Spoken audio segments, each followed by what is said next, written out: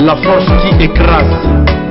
Sarapto lava bisou, Sarapto lava bisou, Sarapto lava bisou, Sarapto lava bisou, Sarapto lava bisou, Sarapto lava bisou, Sarapto lava bisou, Sarapto lava bisou.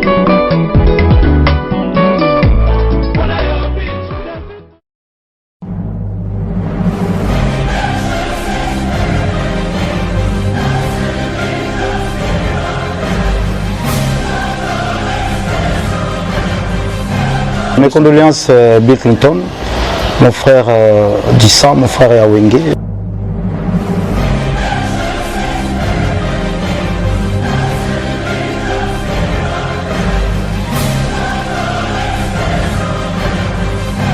Ngai Nazali, Yaya Naye, confrère Nanga, tout. Et c'est juste héritier, il faut savoir.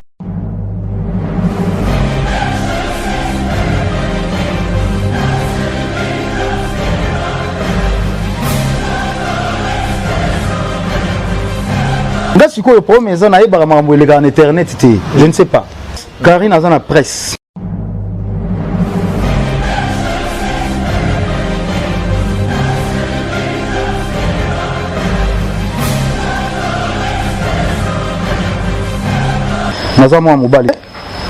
Par rapport à mes fans, que non, c'est pas mauvais. Je me suis défendu par rapport à ça,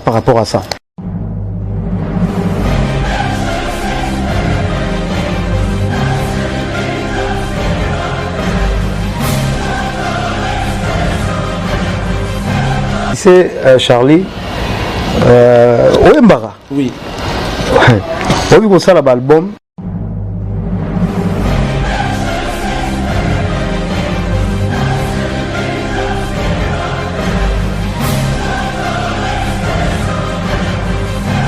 J'aime ma bouche. Ah oui, j'aime ma bouche. Pourquoi la bouche? J'aime ma bouche. Ma femme, elle sait pourquoi.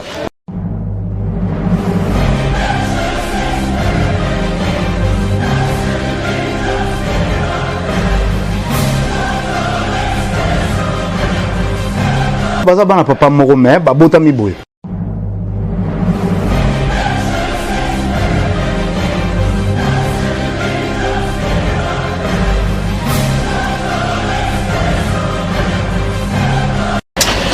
Bienvenue messieurs, dames, à ce numéro de l'émission Impression. On a transformé les plateaux et nous sommes en pleine centre-ville, nous sommes à Kinshasa. On n'est pas à Paris ni Bruxelles, on est vraiment à Kinshasa. Nous sommes venus rendre visite à l'un des plus grands artistes congolais, celui qu'on appelle la plus belle voix de l'Afrique. Il s'agit donc de Jésus des Nuances, le padre Ferregola. Nous sommes à sa résidence, on a besoin de parler un peu avec lui, ça fait longtemps, très longtemps qu'on n'a pas parlé avec l'artiste. C'est vrai qu'on diffuse des informations, on balance les clips, mais lui-même, ça fait longtemps sur le plateau de l'émission Impression. On a eu la chance aujourd'hui de la voir sur ces plateaux transformés. D'ailleurs, nous disons merci à vous tous qui êtes branchés. On vous rappelle que vous êtes en direct depuis Kinshasa, la capitale de la République démocratique du Congo. Ferregola et Panaye, plutôt sur la Marambo, Mike, Itali, Orchestre Naye, j'espère que ça sera pour votre satisfaction. Ferré, bonjour. Bonjour Charles Prince. Calatro, donc Calatro, bonjour et mbotena. Voilà, du tout. Je pense que la dernière émission de l'écart, ça a déjà 5 ans. Et ça a déjà 5 ans. 5 ans. Non, bon, c'est tellement belé. Et belé m'a cassé. Plaisir à trop. On est en résidence. Ça s'appelle Mingo Yambayo. Ma équipe Mobinda. Nous profitons pour féliciter l'artiste par rapport à ces standings qu'on a vus. Et j'espère que ça ne vient pas tous les jours et c'est pas donné à tout le monde. En tout cas, encore une fois, félicitations. Merci. De la manière dont les gens traitent les artistes, on ne pouvait pas imaginer Ferregola, jeune qu'il est. Un parent avec les enfants à la maison. L'agneau surtout, donc nous, on félicite l'artiste. Merci. On va commencer cette émission comme ça avec une page noire. On a appris que l'artiste Bill Clinton vient de perdre son père. Vous qui connaissez l'artiste, rentrez en contact avec lui. S'il faut présenter les condoléances, faites-les. En tout cas, nous sommes de cœur avec condoléances. Ah bon? Oui. Mes condoléances Bill Clinton, mon frère Dissa, mon frère Awenge, mes condoléances. Je pense que tu reçois l'effort dans les cas. On a un père. déjà bien l'occasion faisant les larrons, je crois qu'il m'a embébé peut changer dans le moment à boy. On va parler de Ferregola, l'album Black Box arrive après le succès qu'a connu l'album précédent. Ferregola n'a Black Box, mais apparemment depuis que l'artiste a annoncé l'album Black Box, ça a pris du temps. Qu'est-ce qui se passe? Oui, en fait, déjà pour les titres, ça va pas être Black Box. Donc Black Box déjà, c'est depuis 2014 qu'on a fait ça qui en fait. L'idée, on a déjà tant de idée depuis 2014, et ça va qui Black Box. Oui. Et au fur et à mesure, il y a travaillé. Black Box, c'est une boîte noire. Et ils ont la Black Box. En fait, il y a ça le projet autour ça là. Ils ont surprise par surprise. C'est pas la Roel, ça va nous saboter. Je sais que nos fans n'abisso baby qui titre et album n'abisso ou Obima. Ils ont Black Box, mais ils ont Black Box. Donc ils ont la surprise. Donc album tant ils ont mis un titre non balamon parce que les titres étaient de bêta musique. Ils ont nous salandé artistes et bêta musique. Et en même temps toujours ça l'album n'abisso comme d'habitude. Déjà tout ce qui est la troisième année en haut depuis qu'est-ce que j'avais dit Bimaki. Donc tout ça déjà dans le studio pour en préparer album Asika. Et voilà, Black Box c'est presque déjà prêt. Bon, Black Box entre guillemets dans un bon parce que titre mon ils ont déjà prêt donc on a déjà la réalisation de la clip. L'artiste de Toyebi Ferregola, c'est que l'artiste c'est sa voix, c'est qu'il peut donner aux mélomanes de la bonne musique, c'est d'abord sa voix, mais après on a appris qu'il y a quand même des collaborations avec d'autres artistes, il y a Lidanda, enfin l'artiste ça se donne quand même dans la collaboration finalement. Au moins que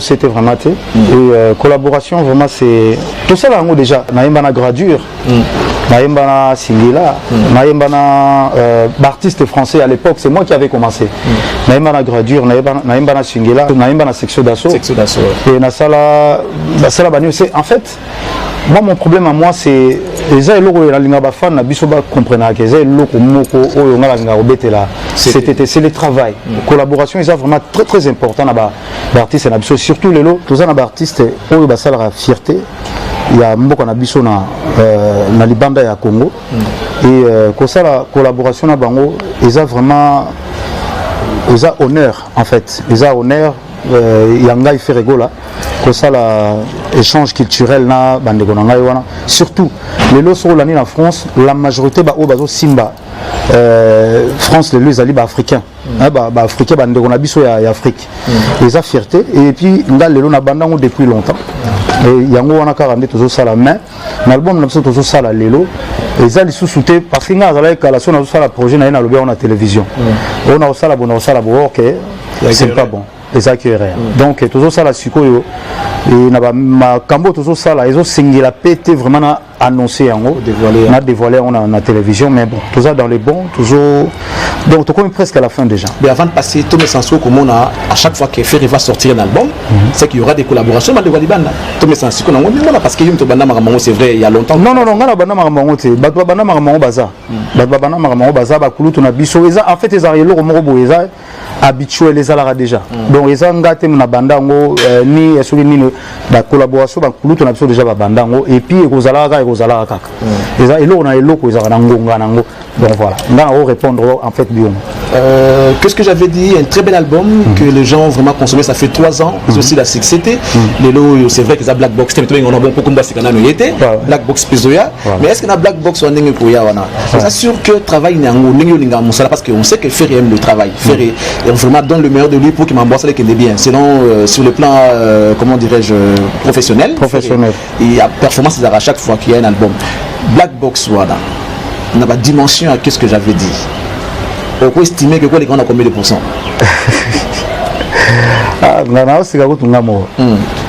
en fait ils ont rien à voir ils ont rien à voir na rumba ils ont rien à voir donc ils ont pena bouillir donc mais bazaka bana papa moko mais baza boy eza pena que non donc baza bana papa moko mais babota mi boy bilongi mote c'est rien à voir en fait na Black Box oyo eza na titre mususu en tout cas batu bayebelinga nango te donc ba fan nanga o balinga Ferregola bayebelinga na côté wana na kiti na identité on a quitté non cause on a certitude trop cause a trop sérieux à mabe mais d'après ndenge na miyebeli na yebi que vraiment je ne sais pas en tout cas vraiment je ne sais pas spécialiste ya rumba faire rumba naza vraiment spécialiste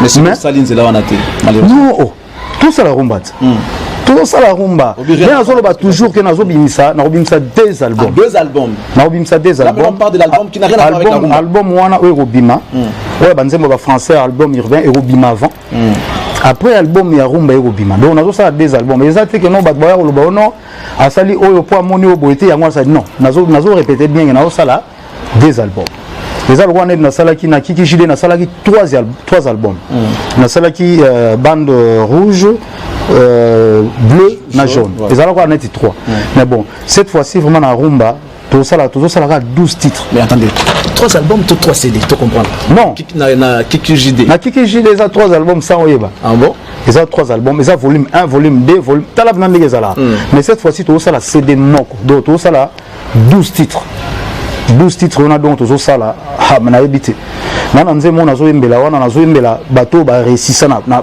bateau ba joie bateau vraiment bateau bazana bien na nzemo nazo yembela bateau à Paris bateau à Europe au ba bonga ya mikolo bateau comprendre que naza vraiment na silence pour notre travail l'album Olobi urbain est-ce que impact ni musique selon des tout entre guillemets musique urbaine où ils avaient sauté déjà les ans on a carrière na bino artiste par exemple congolais.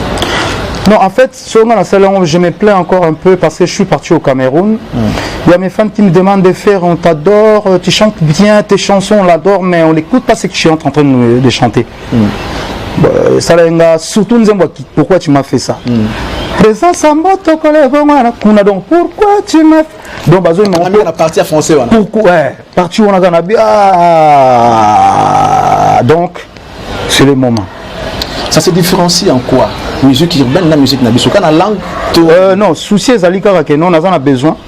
Le rôle ba déjà ba rumba nanga. Na yembela bango na yemba na français en fait ba mika comprendre maloba.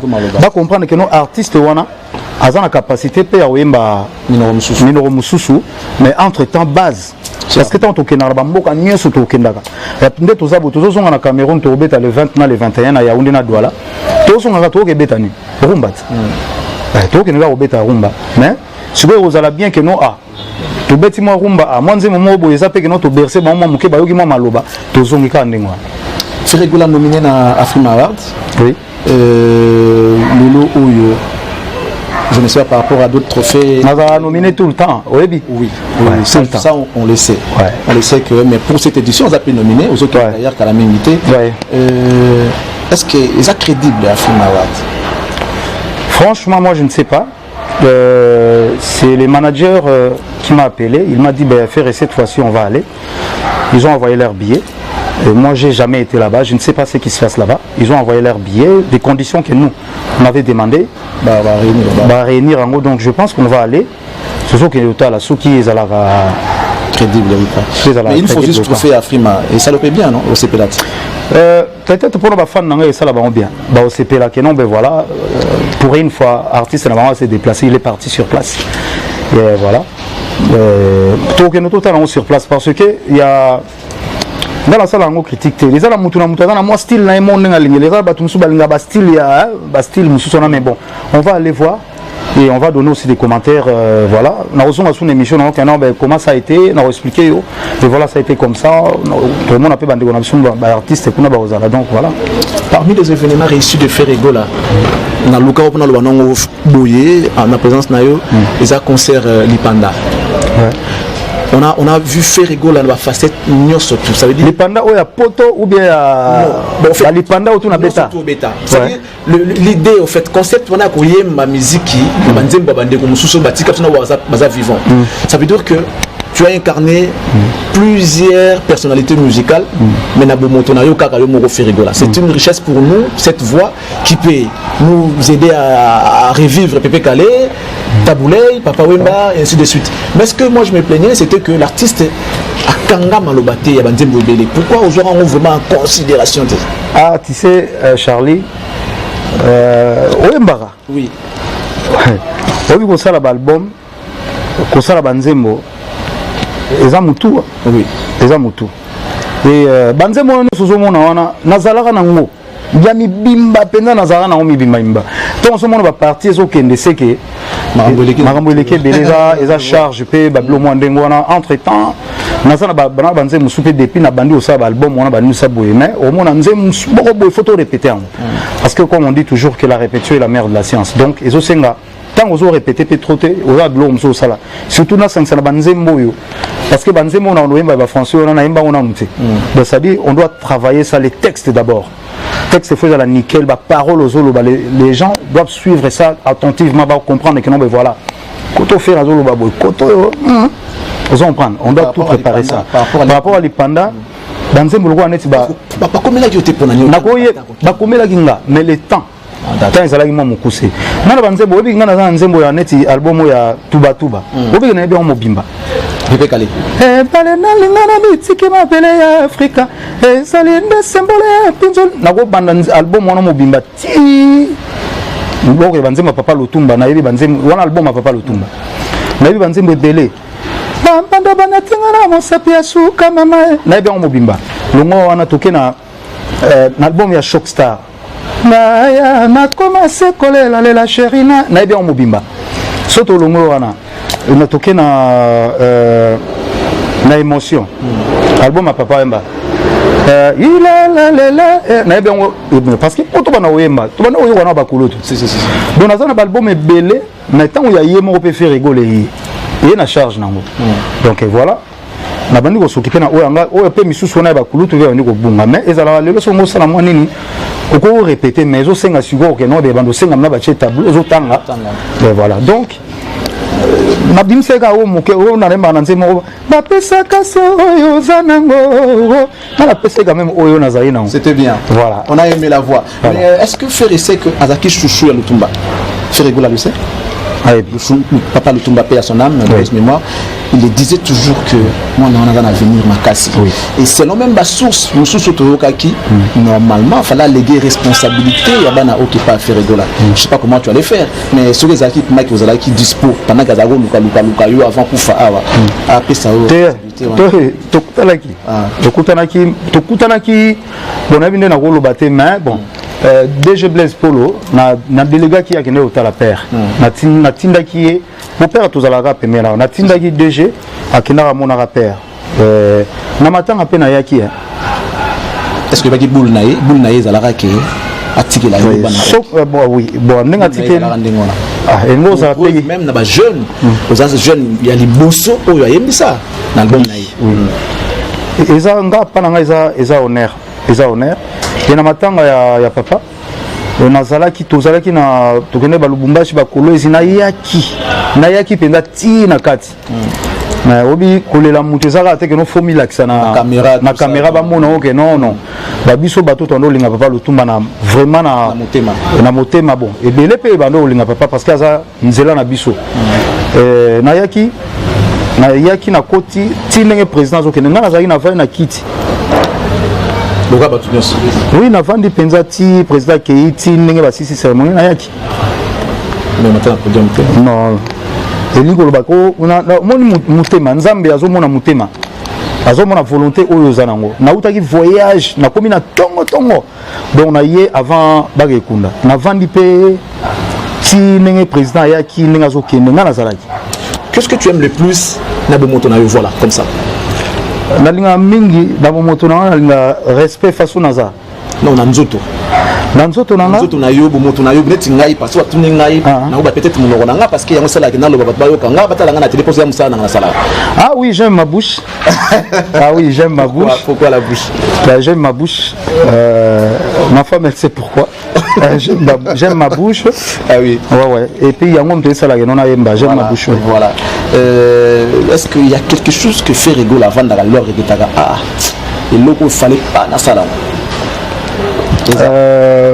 Netini et le mot ça na vu peut-être ba ebisa yo to mo ko vanda na bino net na ngana za la faire ne ba ebelinga fallait pas na ça les logos et le mot bon en tout cas na moni elote na bi que jusque là na tambola vraiment droit Yo, écoute, je suis avec mes enfants à la maison, voilà, avec la famille, tout ça, parce que j'aime pas chercher des problèmes aux gens. Donc je reste dans mon coin, c'est comme ça on vit. Donc voilà, on va dans l'idéologie, on va en France, on va dans avoir beaucoup des amis aussi, ça crée des problèmes. Mais bon, c'est obligé de fréquenter les gens, c'est obligé de rester avec les gens. Mais tu dois savoir, tu dois faire très attention à Batouni nous aux fréquenter. Donc voilà. Et ça, façon, on a vu, pour éviter des problèmes. Tu sais que moi, et ça, moi, sur les 2 mois, on a permis, enfin, dans un sujet à Internet, pour rien du tout, faire il a fait ça, voilà, il a fait ça. Et pourtant, je fais rien du tout. C'est rigolo par rapport à Nengo Zalaka, mais par un certain moment, on dirait Ferré. Il est sorti de lui, comme moi je me disais peut-être que tu allais regretter l'émission au salaire. Émission mes soins, on doit regretter non parce que non, jamais. Jamais, pourquoi? À propos non, je regrette pas ça. Je regrette pas tes émissions dans ça là. Tu sais aujourd'hui, Charlie, et là où est qui respecte est-ce que faire la Zoba? Est-ce que faire la Zoba n'a pas de gars boué? Attends, vous avez 6 ans. Vous avez 6 ans, donc voilà, si on a fait l'émission, on a raison, ou on a fait l'émission, et j'étais en colère, j'étais fâché, et j'avais mes raisons. On a fait l'émission, je ne regrette pas ça. Par rapport à mes fans, que non, c'est pas mauvais. Je me suis défendu par rapport à ça, Au moins, tous en respect, il y a du respect maintenant. Nous profitons pour faire un clin d'œil spécial à notre estimé confrère Nico Kalambaye. Nico Kalambaye, Radio Okapi. C'est un frère. Nous profitons également pour dire bonjour au DG Blaise Polo. DG Blaise Polo. Voilà. Depuis là, on dirait en ordre. Les Allemands en ordre. En tout cas, on demande en ordre. Nous, on a remarqué que Mambekomi est vraiment en ordre. Non, ils sont toujours en ordre. Bon, je ne sais pas. Ma côté artiste. Depuis qu'il est à la tête, il y a en tout cas, beaucoup de choses ont changé. Nous, on a remarqué. Lélo, on a remarqué que beaucoup de choses ont changé. Dieu merci. Alors, qu'est-ce qui fait que Lélo, musique, il est qui va la diviser pour Nabino Lélo? Et comme quand Ferré, quand X, quand Y. En tout cas, vraiment, on a quand ils ont la Congo. Oui. Jeune, parce que vous êtes un exemple. Oui. France a logo la Ferré, France a logo la Fali, France a logo la Jibe, France a logo la Wera. Alors, jeune, moi, on a si cool. Bino de Kozala, la Bino Bayaya, et ça dit, on peut pas Kabouane. La musique est Kabouane, ma partie. Comme c'était à l'époque, Wera et Jibe, et Bino Zamba Wenge à l'époque, mais on a une musique qui est à si cool. Bino récupérer polémique ou on a qui a fait jadis profiter de Wera et Jibe, nous profiter peut-être été na évité. Nga, Naloba Aboye. Congo est tellement monnaie, Congo est le roi Amérique. Donc il faut l'artiste Babimara du jour au jour, Babimara tout le temps. Et Lélo, l'artiste Bazo Bima, au Bazo Bima na respect. Bah au moins on a bakulu, on a ba pendé batambola na respect. Et exemple, moi Nazar vraiment mon exemple à suivre. Bon, tout ça là ba bêtise, hein, ça j'avoue. Hein. Tout ça là ba bêtise à l'époque à Bawenge parce que Zalaki que non, mais voilà, tu dois bon, tu dois dire ça, mais voilà. Il y a Rotinda. Non. Voilà, les cas. Et Lélo, comment on sait l'effort, il faut vivre dans Ninsaboué. Nazo Betana, c'était l'eau à Liboso. Bah, fan Nabiso, faut pas comprendre. Ce que mon initié à faire est go là. À ça, les missions. Bah, proposer à tenir, ça n'engage que lui. Non. Que ce soit porte-parole. Nabani na trésor congolo abaye senga auto ça l'émission moboye banu saboye ngate mutu na tinda trésor congolo je ne sais pas mais ba fan absolument ba sepelaité nazo senga 1000 esquisses encore par rapport à lui naza vraiment na posa on a que non faire rigoler dans l'orchestre naï mais c'est que non solo ngo sala ba makambo lu ba banu saboye lobela mingi bisu hein totika otala ba ninga ou bien banu saboye non. En fait, bah, musicien nanga ou soit le message au penazo lancer on le sous encore une fois. On a Lélo bande absolu pele ba bimina ba ya ba mission ba journaliste internet hein. Ba bimé belé. Alors on a eu ça bango boni Lélo temps que na ça l'émission si j'ai pas banana faire ego là. Je suis innocent là nanda ko so na zawat. Mais tant bozo bana émission na ça la faire ego là. Olo moi mon robo ba kansa ngam na tindi. Ok non. Bisone to zabwe nde to za na orchestre na biso to beta masola ba tuté. bon tout ça la programme là mikolo photo ça la bo ate mikolo na ba tozara ba Nico Kalamba wana tozara na bango baza bato ke noté aroza tamsa moni moi faille moko awa te faire mikolo faille moko za koto ah mikolo ni sabo tozana comprendre tozana moi bongo donc nazo ça déjà que no bon nazongi na côté ba petit frère na biso lelo na osenga kana ba leki na biso bon na ebité soki eza pe époque par époque tant sous bagarre na bango entre bango ezo senga ezala tant sous bongo sans biso bakulu tout s'impliquer na kati. Non, ça veut dire que moi je pense que cause à la lumière. Oui. Les alliés que beaucoup de temps souffrir par exemple. Oui, les qui m'ont abîmé micro zo taper musique na bien. Une fois qu'à faire robi aboyi ni baba baraya avion na boyangai. Ce qui veut dire que au bois qui si vous voulez qui ont ça nini a poni kana ça veut dire qu'ils ne sont pas soutenus par nous bakulu. Merci. Charlie na kati malubati. Omunga lelo ndeto zaboye. Baliki na sofa comprendre pe que notre total à la TV est sauté. Na peut-être un artiste ngale na rozala ngana zala so na moni artiste moko bon de to baza na succès na succès te soka za ene na ngaza kulutu donc ngai na ko se déplacer na ko ya na ko pese mbote pour comprendre que na yebi c'est pas ça alors na ko na ko moko boye na kutani na leki nanga bosko sukinga na yebite par exemple vous comprenez so na yebite est-ce que na salima be ce qui a ça leki na droit de naissance na une fois bana muninga yaya normalement voilà mais il y a aussi les cas rares aux accueils pour que ce mot te beau tali pe beau ningi te oka na musique ah en tout cas vraiment na salon non noté na salon on noté. Est-ce qu'on peut demander à faire œuvre nini pendant le temps où nous sommes dans Black Box na yoté œuvre nini oyo ezobeta oyo yoki œuvre nini ezobeta ngana yoki eza nzembo ya innocent innocent titre na ebi utelemino na kwa obali yango na titre yo pe ba pesa yo mais sikoyo voilà touché que tu peux mourir bien tala sikoyo on a mona ki bakulu tout bino no bosa pe ba petit moment bien té musique na biso na sa force faire c'est un grand nom le soki ça société qui na innocent que non le ki yaka remix pendant que ndenge ko na bino Tanzanie ou Diamond ça qui idée wana pourquoi vous ne faites pas des featuring avec vos propres petits frères pour ça donne un peu impulsion pour que Marambe qui est vraiment libre sur le contact il y a fait Regola par exemple tu ouvres Innocent tu ouvres Fabregas tu ouvres Ibrator ainsi de suite pourquoi vous ne le faites pas Bolnika depuis vous allez faire les qui m'ont rien à CT peut-être ça comment peut-être le Regola YouTube qu'est-ce qui se passe avec vous en fait déjà na bandi obi ngai tant ndo le kana émission confrère na yo na bande ko solola bando tu na ngai artiste nini yo nando tanga nani nando tanga innocent kala nando tanga innocent ndena lo ba lelo que non moi eza fierté lelo tout le monde a petit frère aza ko émerger na zala ne tout le temps to beta tam sur ba concert to beta privé tam sur to beta ba mariage privé ba présence ba nous ça boye na zala innocent eza fierté petit azo percé eza fierté bazé belé ba misupe ba oti ko leka ba nous ça boye voilà, et ça fierté na biso lelo. Comme on t'appelle, Jésus de Nuance. Avant de parler, quelques départs, il y a le groupe Nayopé. Bino, c'est vrai, je ne sais pas si vous avez soutenu ou pas, mais bon, ça va faire beaucoup de faire et beaucoup de lelo. Alors, le musique na biso ezo qui est bien, balé qui basa na talent et belé. Basa vraiment na talent pour preuve. Tout à l'heure, Robil Solan Nzembo na yo les têtes, Oyembaki, mais sa meilleure chanson. Mais na ba trophée na ba award, ba festi meilleure chanson, trophée meilleure chanson, na les qui n'ont sous Ibrator. Parmi Banzembo, les têtes. Meilleure chanson, les têtes Baponi à Ibrator. Donc, ce qui veut dire que, en dehors de faire qui est un grand talent, il y a aussi des talents qui naissent. Alors, vous n'aidez pas Bandeko à sous la musique est comme yo n'a fallu Bokaboli Baleki Nabino. Est-ce que yo est bien Robino Mundibu?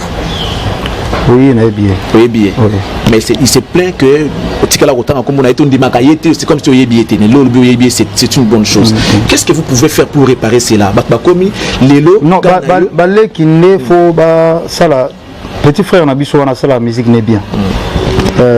Baza balé qui Nabiso.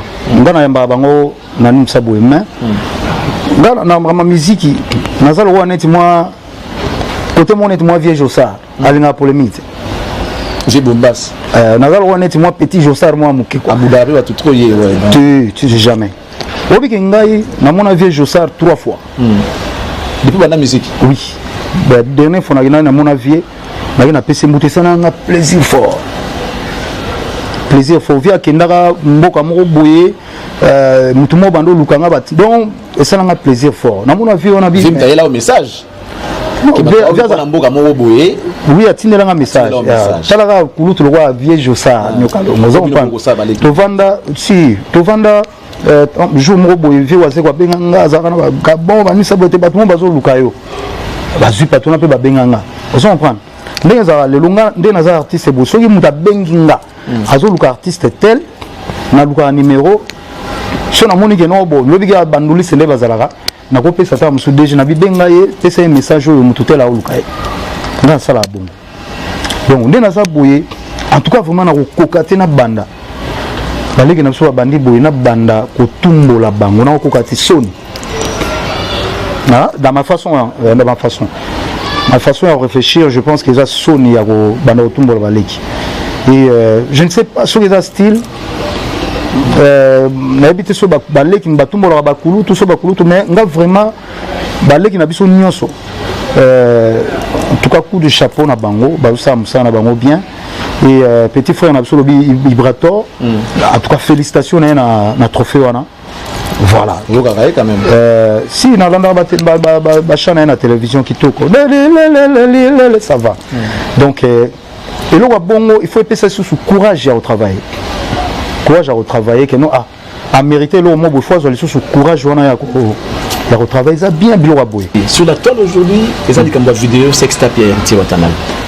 Vous parlez bien avec Héritier, je vois même la répétition anniversaire naïe, vous étiez là papa chérie et tout. Qu'est-ce que Ferré peut dire à propos ya oyo lobami pour moni on peut être le autour c'est valé ba fasté au monde la vidéo on a oyo qui m'a même na Kinshasa partout dans le monde entier. Qu'est-ce que Ferré peut dire? Quel message vous en en tant que artiste et pays amoureux? Bon, Moutaza parfait dans mon kilazate déjà. Moutunios azana moi faille moka à côté moi à mouké. Lélo, il faut savoir que nos téléphones Android et Salami Oyoyo, ils sont vraiment compliqués. Tu dois savoir que nos temps comme en 2030 et nous autres, on va voir la difficulté parce que la technologie va changer les sous au fur et à mesure. Parce que les lobes, ceux qui n'ont pas peur, n'ont pas de bon moyen les lots. Ceux qui n'ont pas de papa, soit téléphone, n'ont pas de peur à l'autre chaboué à comprendre. Tu dois avoir beaucoup de bébés, il faut avoir téléphone Android. Il y a un changement de téléphone, peut-être il y a erreur, il y a changement de téléphone. Il y a un petit salaire combien de temps sous na. Pour l'information, non, vraiment, on a appelé ces ascenseurs, il y a un sida qui est salamandengwana. On a olobara que non, ils allaient erreur.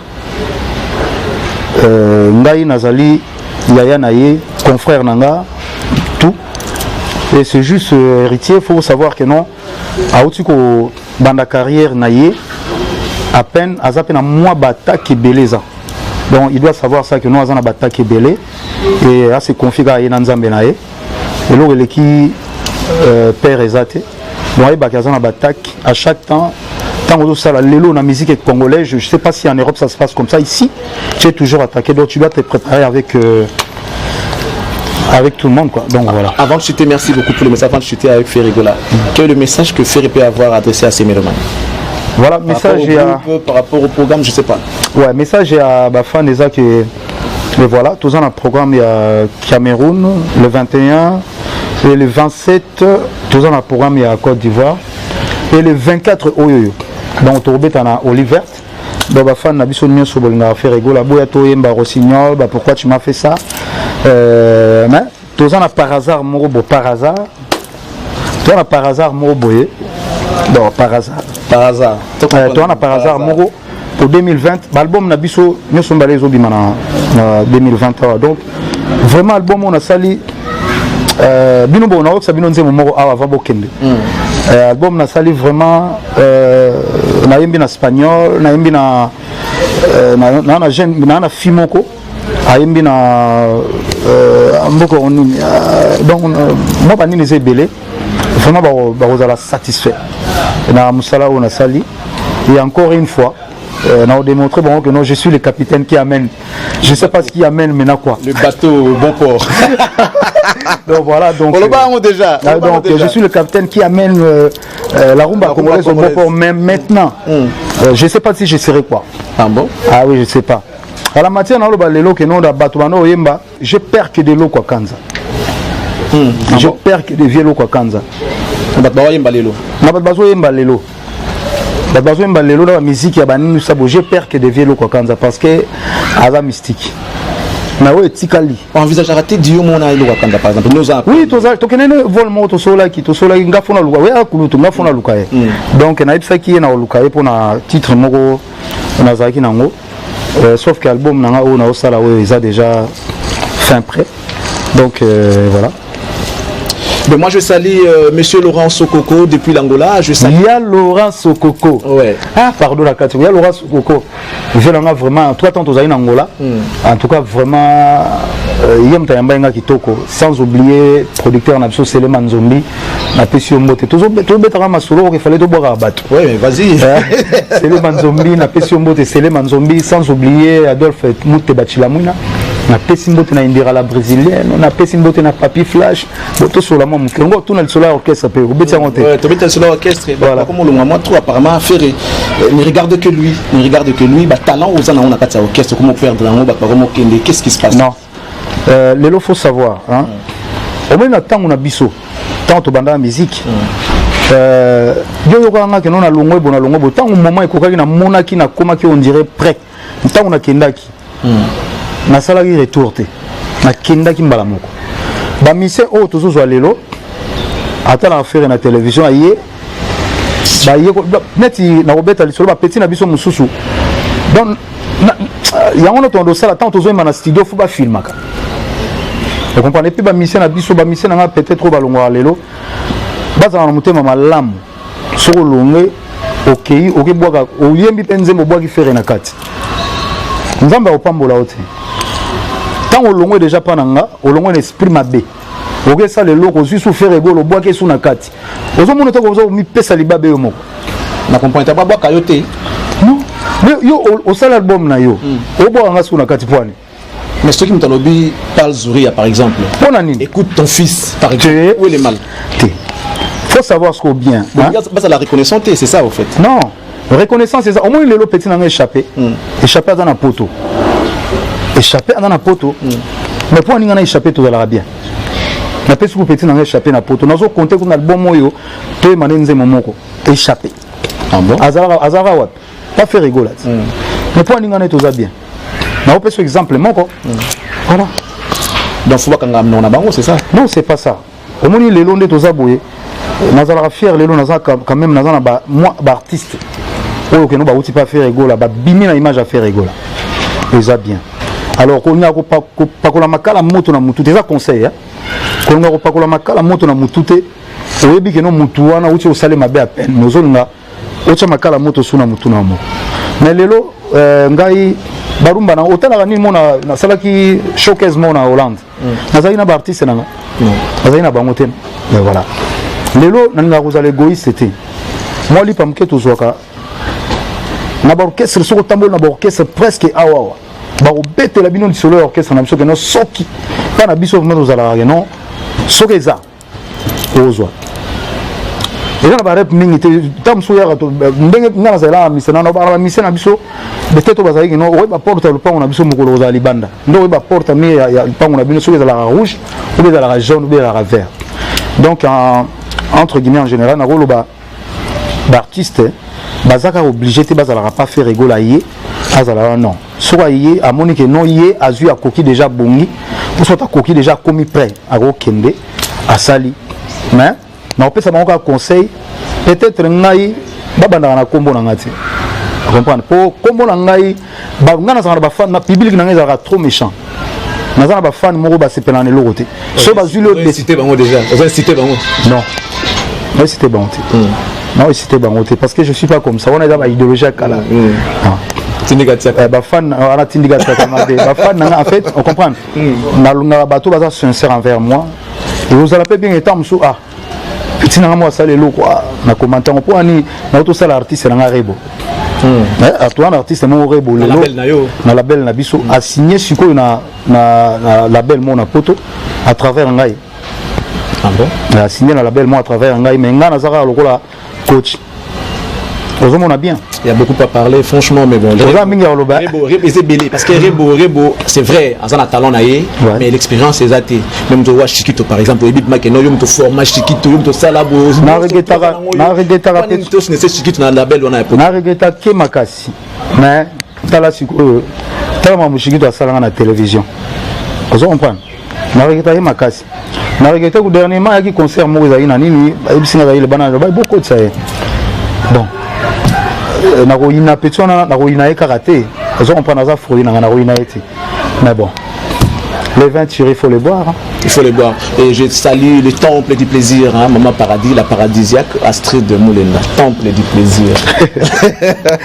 Temple du plaisir. Comment vous voulez le voir? Oui, temple du plaisir. On va mettre du temple. Est-ce qu'on a la temple du plaisir? Temple du plaisir. Ah, oui, temple du plaisir.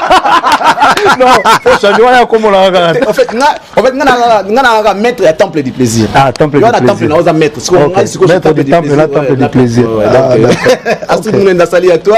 Un grand merci à Charlie Maloula, Yolande Maloula, je pense à Fabien de Binto, hein, Odilo Mampouya, merci beaucoup, Blaise Mboukou, Charlie Moscou, Dr Charlie Moscou, Bambo Tebele, Bangambongo, Dr Modogo, Bambo Tebele, Tassazali. Bangambongo, mais Amoki, Moutombongo, Kalazala, Tabongo, Kalazala, Dr Modogo, Moussa Piwana, ah, na 100 mètres, Nicolo, ah, Modogo, Soli, ma bête, ah, 100 mètres, ah, 100 mètres.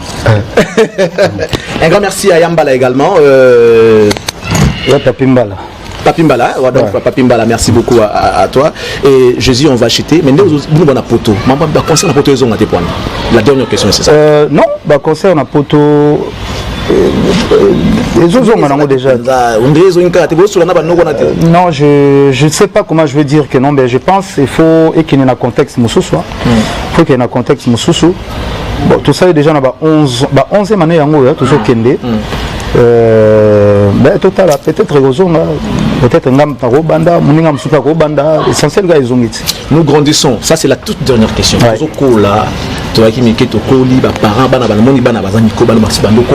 papa Hervé vraiment, donc parents, est-ce qu'il y a lieu de réparer certaines erreurs du passé, comme pardonner à quelqu'un qui t'a fait de mal, tu te dis ah bon j'ai oublié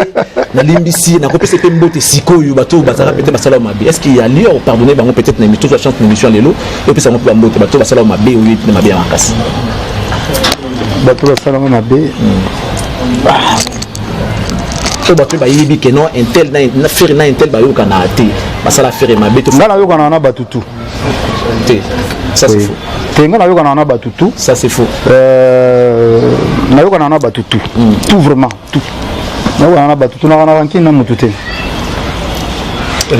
na kana ranki na mututé tout ça sincère n'a bien pas raté je le bara vérité et mon ba mag non la vérité oui ouais to dit que tant ba te bele so la raté dina ba douti ba la yebi que ba te bele bona ba ndina bango so la raté donc depuis Angola douti ba la merci beaucoup na moi na yo Lilimbuya ba mote Lilimbuya la skoni mbunza Lilimbuyi merci à toi il y a Michel Ngiama donc Firigola entre nous allons en question sous papa.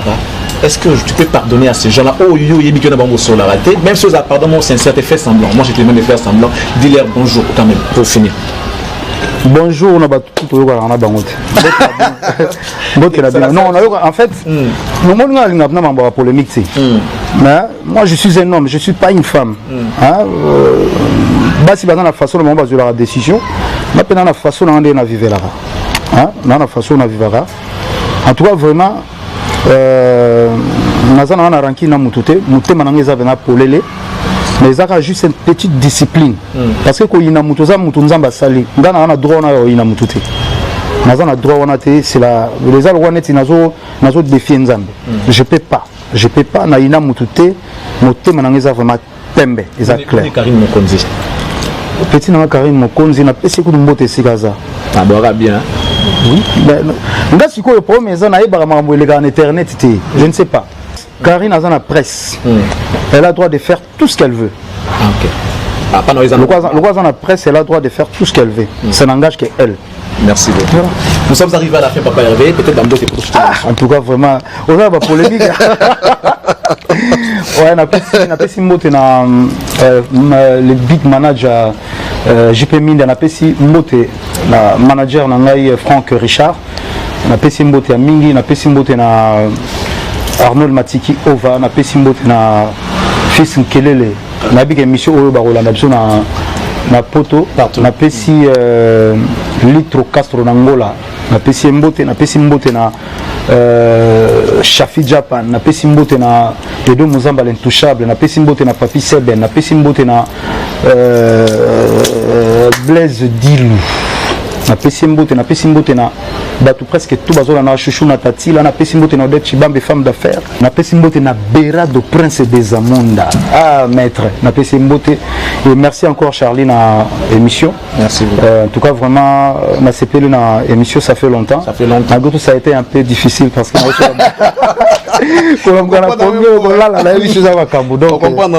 napesi mbote na régime obimba oyo baye vraiment je ne sais pas sur na bosani batu mususu mais les 24 on a zobeta c'était tout ça na Olivert les Vanessa Maloba na pesi mbote na batu tout bazolanda biso Charles Chitenda mufinu kwa Djobour sans oublier tout son de Wolo lumière ya Djobour na pesi mbote. Vous pouvez également nous suivre sur notre chaîne YouTube Cactus Télévision. Vous qui aimez cette chaîne, abonnez-vous massivement. Vous pouvez aussi partager l'émission avec Ferrigola Jésus des Néances, l'une des plus belles voix d'Afrique. Un grand merci à Blaise Mavouzi Makila champion. Il y a un patron. Makila va champion, il va pas tromper, il va pas ça. Boss Toko top 5, Prince et Pombo top 5, Espace Mamboté chez Boss Mamboté, Guy Electro Mas, Sek Didi Finzoni, JC Boya Pharaon, l'homme de la planète. Un grand merci à toute l'équipe. Hervé Timba, merci. Enoch, un grand merci à toi. Jim Parker, Chic Boussé, Hervé c'est lui, l'homme de rigueur. Enoch, lui, mon réalisateur il est là, Jim Parker Decker. Le monteur il est là, Tuchik Boussé. Un grand merci. Tuchik Boussé qui toque. Bango Tebele na Bango. Un grand merci à vous tous qui allez certainement suivre cette émission, aimer et partager massivement sur notre page, sur notre chaîne YouTube Cactus Télévision. Un grand merci à vous qui continuez à faire confiance à la RTVS1, la télé très très démocratique. Donc restez branchés sur nos antennes.